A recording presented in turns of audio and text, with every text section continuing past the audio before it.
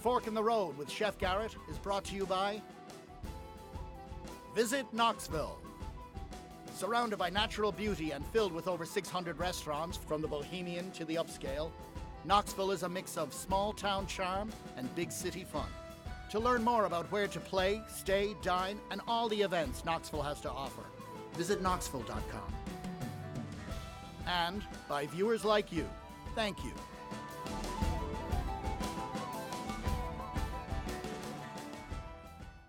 I'm Chef Garrett, and once again, we are at a fork in the road. This week, we're in the foothills of the Great Smoky Mountains, and I've got some interesting and tasty places to show you. So how about you saddle up and come on with me?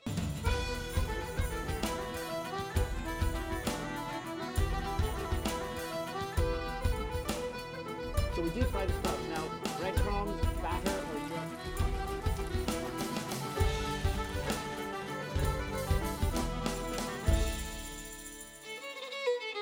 Well, I'm standing here in the dining room of the Dancing Bear Lodge, and you can hear and see the crackling fire behind me. And the phrase that comes to mind is rustic elegance. It's absolutely gorgeous in here. There's hustle and bustle back there. They're getting the dining room ready for dinner, which means the chef is ready to meet me, and I'm certainly ready to meet him. Come on. Jeff, how you doing? Good. How are you? It's good to see you. Good to see you. I waited a long time to meet you. And now you're here. And now I'm here, and I'm glad to be here. Yeah, you know, I heard about you a couple of years ago, actually. Oh, yeah? And yes, because I'm always searching for great chefs and great restaurants, and I was told you got to find the chef over at Dancing Bear Lodge. He does a great job. That's so nice to say. now you get the chance to show me. Yeah, Okay. let's do it. All right. What are we cooking today? We're going to do some blackened grouper. We're going to lightly blacken it. Beautiful. Put it over some sheep's milk ricotta gnocchi, some Nice. local ramps, some shallots, some lemon, Sounds fava gorgeous. beans. So we'll Show do it. me. Yeah. I'm ready. First, we'll start with the sheep's milk gnocchi. Little gnocchi. Little gnocchi, Here we so go. very simple dish. Here's our cheese. Add some egg yolks to it. Yeah. Just gonna mix this up a little bit. Make sure those yolks are nice Nice mixed and in. smooth, yeah. Add a little salt and pepper to it. Of course. And a season, right? Got to season it. Some fresh chives. And then The flour. flour. Yeah. Now, like so many of the young chefs that we've met who are tearing up the culinary scene around the Knoxville area, you're an alumnus of Blackberry Farms. I am, yeah. Sure. Been here 6 years, and before that, I was at Blackberry for 3.5. Yeah, we've met a lot of hot young chefs that are all Blackberry Farm guys. They put out a lot of good Yeah, culinary. they train you guys well. There's They no do. doubt about it. Yep. Okay, so you're just So we'll moving do on that. until Yeah, you get and a we'll nice get a mass. nice. Yeah, we'll get a nice. And then we'll put this in the refrigerator for about 30, 45 minutes. Let it firm up. Yeah, let it firm up so we can, Sure. and then we can roll it out on Yeah. our cutting board. Great. So that's our chilled gnocchi This now. is our ready, chilled ready gnocchi. to start Yeah, it's a rolling. little more firm Lovely. now. So what we'll do is we'll take this, get a little flour on our board here. Keep it from sticking. Yeah. We like to use the sheep's milk cheese. It's got a little more flavor to it. You could use regular ricotta if you wanted to. You could actually use plain sheep's milk cheese if you wanted to, but I like the flavor of this ricotta. And we roll them into little And cylinders. we're going to do cylinders here. Yeah. And then we'll just get this. And we'll do that with the rest of these. All right, put a little salt in this boiling water here. We're going to drop our gnocchi. They'll take about a minute, minute and a half. You'll know they're done when they start floating. And then we'll pull them out and put them in the ice bath. So now we have our grouper here, fresh Okay. grouper. The fish has arrived. It has. So we're going to season this with a little salt and just a touch of pepper, since we're going to be putting a lot of blackening seasoning on here. Sure. We don't. Now see, you already filleted that fella and you pin boned him and all that. He's ready. Oh yeah. He's yeah. ready to go. We're going to drop Okay. it in our pan here. Oh yeah. Nice hot pan. Oh, yeah, we like using cast iron here. It holds that heat, you know. Beautiful. While that's blackening, we're going to add some oil to our pan. Sure. I'm going to start with our gnocchi. We're gonna start with that first. Try to get a nice sear on the gnocchi. You get a little color on it, a little brown? Yeah, it's a little crispy, you know. Nice, oh, Yeah. really nice. Put a little shallot in here. Okay, yeah. See how they're getting a little bit of color on them right now. Yeah, and I can smell those shallots. They're awesome. Great. Add a touch of lemon to it, lemon zest actually. Okay. Yeah, that lemon smells good, doesn't it? A little white wine. White wine, maybe a little more white wine. We have our fresh ramps. Ah, yes. Ramps are wild leeks. Yes. They're very prevalent out this part of the country, too. They are, yeah. And our fava beans. Fava beans. That's a great little mixture. Very nice. Oh, look at that. Got a little bit of color on there. Beautiful color. Gorgeous. We add a touch. Very, very nice. More of this. And we like to finish it with a little bit of chives as well. That's beautiful. And now we're ready to go to the plate. All right, we're plating. It's the best part. Let me get this out of your way. Okay.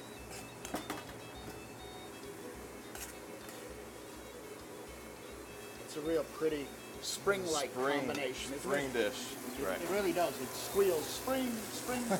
Spring has sprung. I'm going to do this right on top. And we have a little parsley and preserved lemon over here we're going to Oh, yeah. garnish with. And then a little bit of lemon vinaigrette right here. Oh, yeah. Very nice. Finish it off with a little lemon. Oh, it's beautiful. There we have it. Jeff, I love this dish. Beautifully executed, gorgeous to look at. I love the combination. But you know, the proof of the pudding is in the eating. So you're going to let me have a bite, huh? Am I going to let you have a bite in your kitchen? Let's do it. It's always the best part of the show. I get to eat what you make.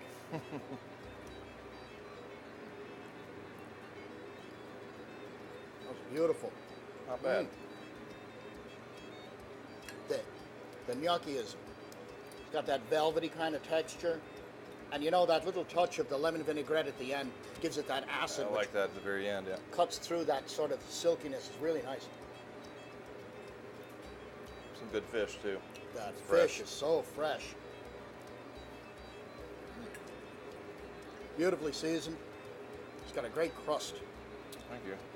I love it. Can't beat fava beans in the spring, right? They taste like springtime. They really do. The whole dish just really shouts spring.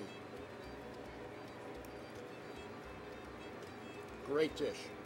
Thank you. Well, there you have it. The Dancing Bear Lodge. Absolutely magnificent place. Jeff Carter, fine young chef, doing terrific work. I would certainly come back, and indeed I will. Well, from here, it's onwards to our next adventure.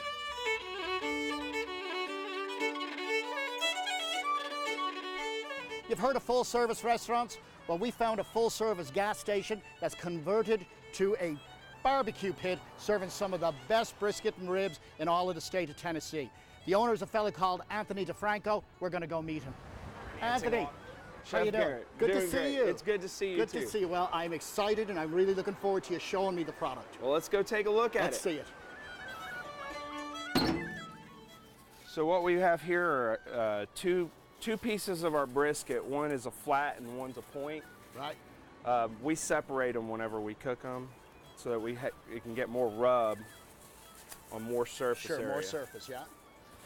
Which is a little bit different than what they do in Texas. This right here is the point. It's got more flavor. It's a little bit more fatty. Of course. These are for the people who aren't too concerned about their health. That's a great looking piece of brisket. Thank Of course, you. when people think barbecue in Tennessee, they always think pork. Right. But this looks as good as anything I've seen in Texas. Yeah, this is Oh, that's beautiful. about as good as it gets in wow, this area. it smells great. Notice how Oh, that's beautiful. tender it is. And Look just at slices perfectly. So the rub, I'm guessing, is your own special Oh, recipe. absolutely.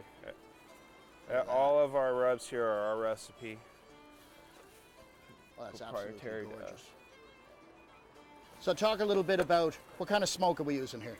We use a blend of oak and hickory. We really started off with the hickory to get that hickory flavor onto the meat. Right. Oak burns at a higher temperature, Yep. and so once it gets wrapped halfway through the cooking process, that's when we start feeding it the oak and really jump up the temperature and get Sure. this stuff cooked. Sure. And it's- how long? Pork, butts and butts are usually about 12 hours, depending on the wind, you know, whether it's raining or not, how dry the wood is. Right. Now with the brisket, you're looking at more like 6 to 8 hours, and then it's usually like 3 hours pre-wrap, and then the remaining time 4 hours, 3 hours wrapped. Part of that shorter time is because you're taking that whole brisket and you're breaking down Absolutely. the two separate muscles. Right. If So it you got a was smaller piece. left whole, it would take just as long as the Boston Absolutely. butts. Absolutely. It looks fabulous, and we get a shot in here.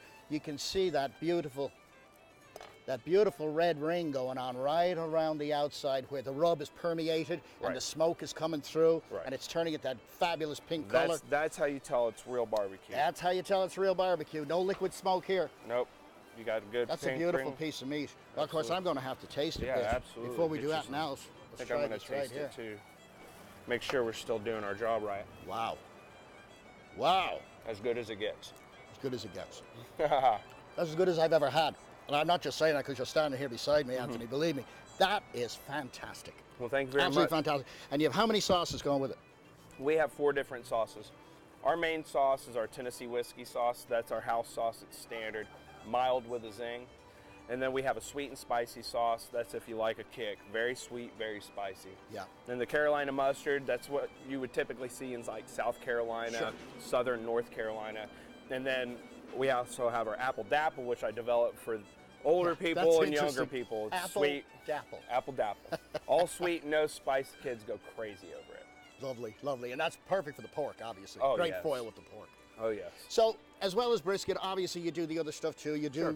chicken, you do ribs, you do pulled pork, all of that happy stuff. I've got a rack of ribs right here, actually. Let's take a quick look at them, Set by all means. brisket aside. Bring the ribs out. Now, you're smoking 7 days of the week. Oh yeah, every day. Every day. We smoke it at night. Yeah. We do all our cooking at night because we do such high volume. It's hard for us to keep up with just smoking during the day. So what we've got here is a St. Louis cut rib. Yep. We serve it dry. Yeah. Let people apply the sauce as And they you've done a please. nice trim on it too. Thank you. Thank you very much. By a very high quality product. So you can see the smoke ring on this. I'm gonna flip it over here. Get a nice cut. And the way you know ribs are done is if you can do this right here. See, the bone just pops right out. No meat left on it, just bone. These ribs are melt in your mouth, succulent, delicious. The rub is just extraordinary.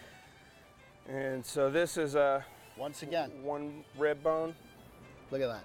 That is absolutely beautiful. Again, you can see your pink outline working in there. That's your smoke and your rub. Same rub for the pork and the beef? No, different rub. Ah, different rub. So we got 2 secret rubs. We actually have 3. We have another one for our Boston butts. Very good. This is our rib rub, and it goes onto our chicken as well. Very good. This is a bit of a spicier rub. All right, well, we're going to have to try that too. Absolutely, obviously. that's for you. And I notice everybody at home, when you go to cut your ribs, flip them over. It's so much easier to see the bone outline, so you're not trying to cut through bone. Absolutely. Let's try this one out, shall we? The rub is just extraordinary. Absolutely great job, Anthony. Thank you very Terrific much. job. Really, really good. Yeah. It is really good. Well, we're going to leave the rich, lush flavors of barbecue, and we're going to walk right down the road and try something a little more on the healthful side, right here in downtown Maryville. So with that, I'm going to bring this segment to a close.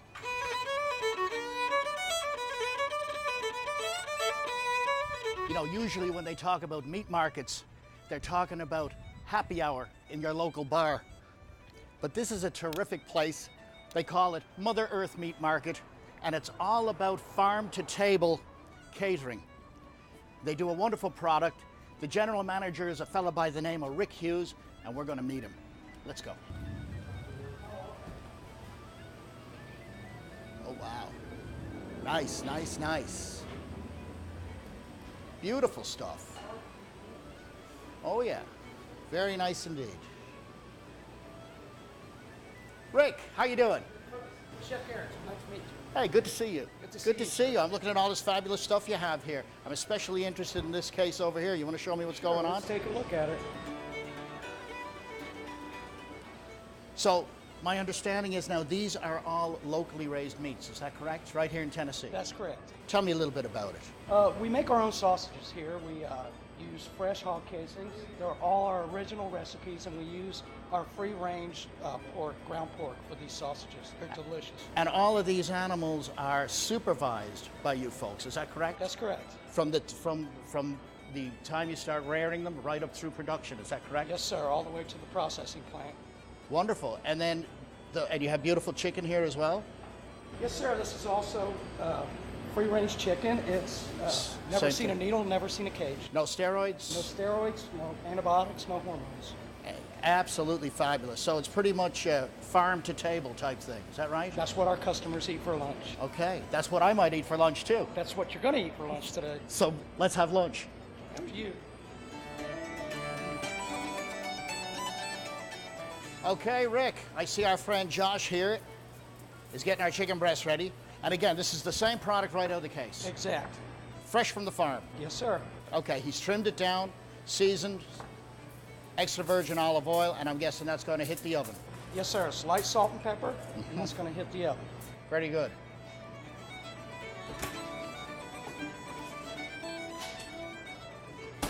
Great, so we've got this beautiful locally raised chicken breast working in the oven, and all our other elements for this sandwich, again, local. Yes, sir. Every part of this sandwich is local. Where's our tomatoes from? These are Blount County tomatoes. Beautiful. This is Tellico Grains bread. This is Sweetwater Valley cheese, and Benton's bacon from Madisonville. Oh yeah, the infamous Benton's bacon. Yeah. Absolutely. Nothing like it. Best you can buy. So I guess at this point, it's time to finish our sandwich.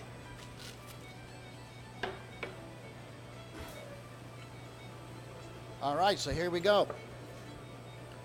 Oh, he's actually going to crush these peppercorns to order, huh? He's going to crush the Very peppercorns nice, while beautiful. he assembles a sandwich. So you get all those bright essential oils. It's a tri-colored peppercorn. Excellent. So we got black, white, and pink peppercorns going on right there. That's what it is. Oh yeah, that'll give you a nice bite, nice tooth. It's a perfect combination of hot and sweet with the Sweetwater cheese. Sounds great.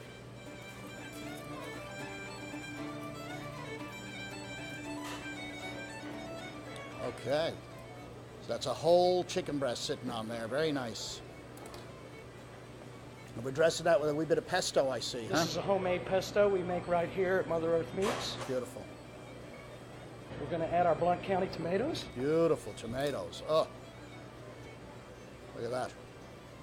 Oh, they're gorgeous. Forgot our Benton's bacon. Pop the top. That's an easy fix. We're going to add our local Benton's bacon. Woo! Never have enough. And look at that. And this is Mother Earth Meats Pesto Chicken Club. Et voila. Voila. So it looks like it's time for lunch. Dig in. I will. See, best part of the show right now.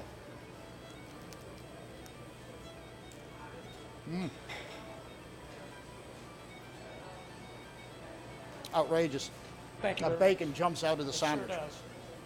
Absolutely gorgeous. Rick, I thank you so much for your hospitality. My pleasure, Chef. Josh, a pleasure. Thanks, fellas. Excellent product. Thank you.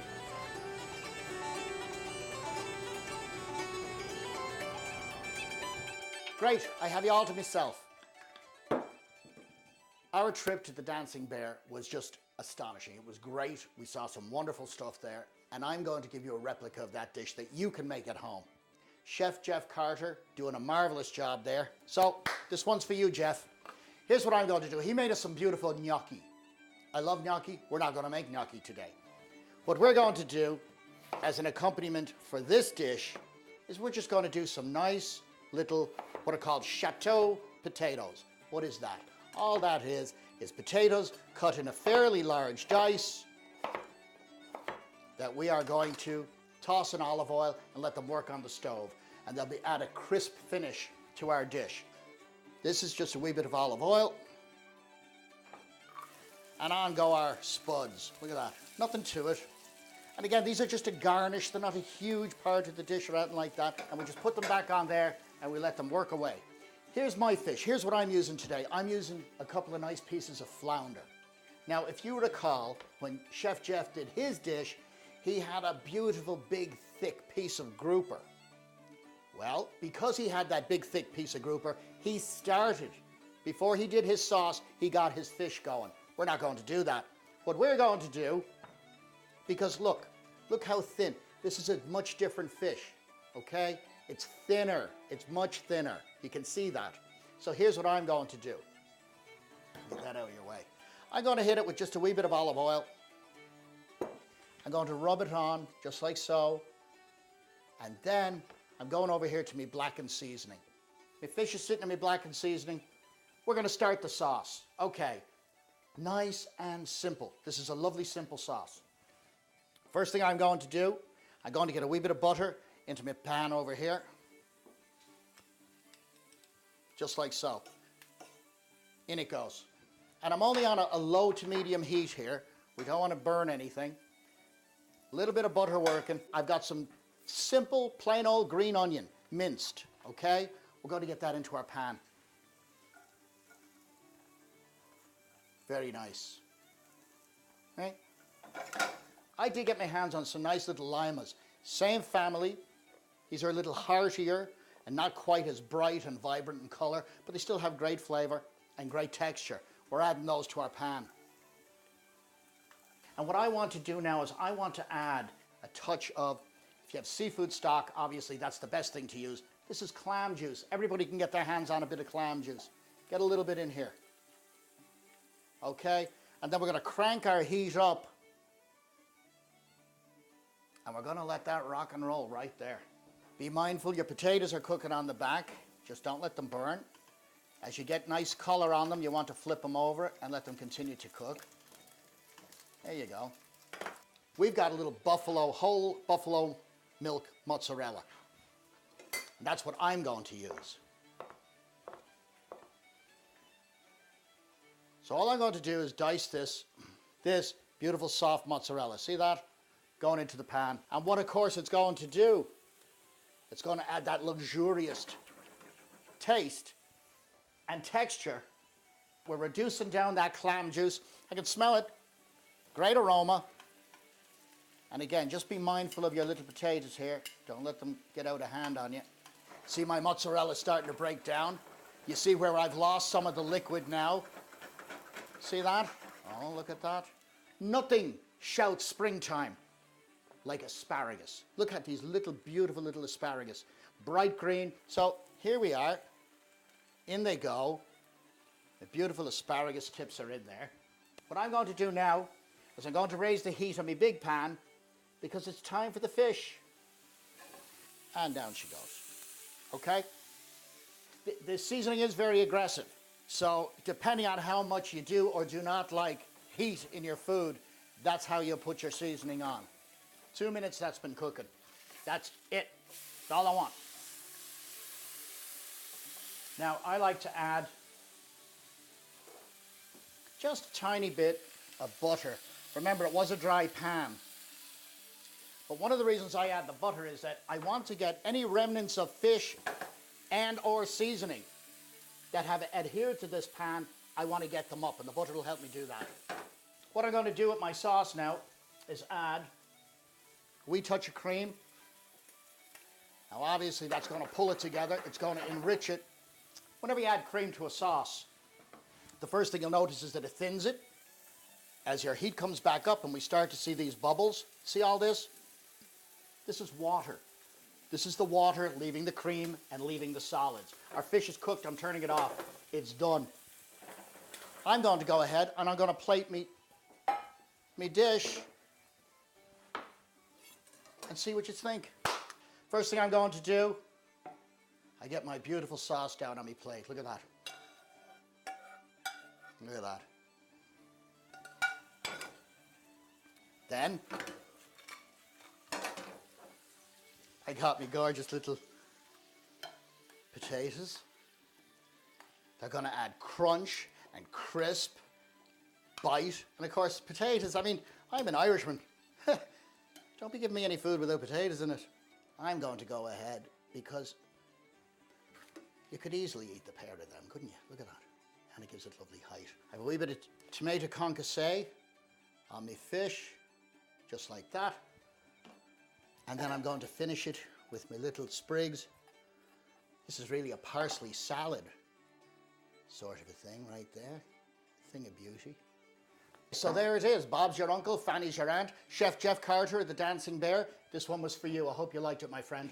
Go to the Facebook page, A Fork in the Road with Chef Garrett. Check us out on Twitter. You know, all the recipes are there on the Facebook page, including the lemon vinaigrette, the concassé, the whole shebang. I'm Chef Garrett. Thanks for joining me in my kitchen. Cheerio for now. I'm going to eat this.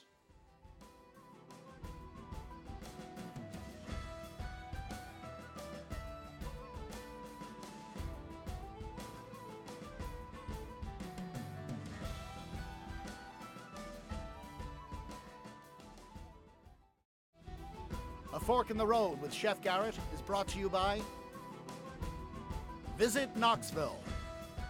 Surrounded by natural beauty and filled with over 600 restaurants, from the bohemian to the upscale, Knoxville is a mix of small town charm and big city fun. To learn more about where to play, stay, dine, and all the events Knoxville has to offer, visit knoxville.com. And by viewers like you, thank you.